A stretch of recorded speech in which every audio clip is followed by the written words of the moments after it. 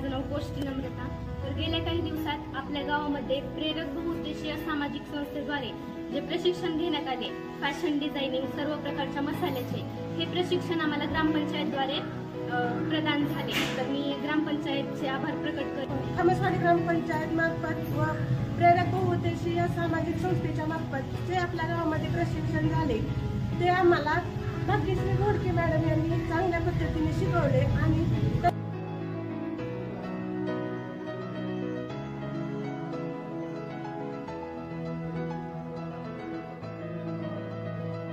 Blouse शिकवून अध्यात्म आणि व्यावहारिक जीवन कसे जगायचे ह्याचे सुद्धा ज्ञान दिलेलं आहे।